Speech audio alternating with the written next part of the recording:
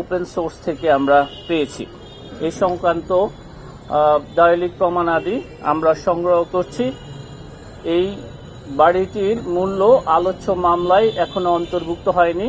আমরা দালিলিক প্রমাণাদি সংগ্রহের পর এই অর্থ সেখানে, এই সম্পদও সেখানে অন্তর্ভুক্ত হবে।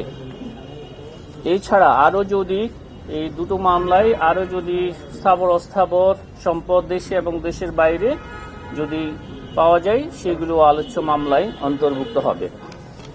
অভিযোগ সংশ্লিষ্ট মুস্তাফিজুর রহমান চৌধুরী, সাবেক সংসদ সদস্য, চট্টগ্রাম 16, সংসদ সদস্য হিসাবে দায়িত্ব পালনকালে ক্ষমতার অপব্যবহারের মাধ্যমে নিজ নামে 98,67,992 টাকার জ্ঞাত আয়ের উৎসের সাথে অসঙ্গতিপূর্ণ সম্পদ অর্জন পূর্বক ভোগ দখলে রেখে এবং 21টি ব্যাংক হিসাবের মাধ্যমে 18,75,00,000 টাকারও বেশি অর্থের সন্দেহজনক লেনদেন করে এবং উক্ত লেনদেনকৃত অর্থ পরবর্তীতে স্থানান্তর, রূপান্তর এবং হস্তান্তরের অপরাধে দুর্নীতি দমন কমিশন আইন 2004-এর 27(1), দুর্নীতি প্রতিরোধ আইন 1947-এর 5(2) এবং মানি লন্ডারিং প্রতিরোধ আইন 2012-এর 4(2) এবং 4(3) ধারায় আরও একটি মামলা রুজু করা হয়েছে।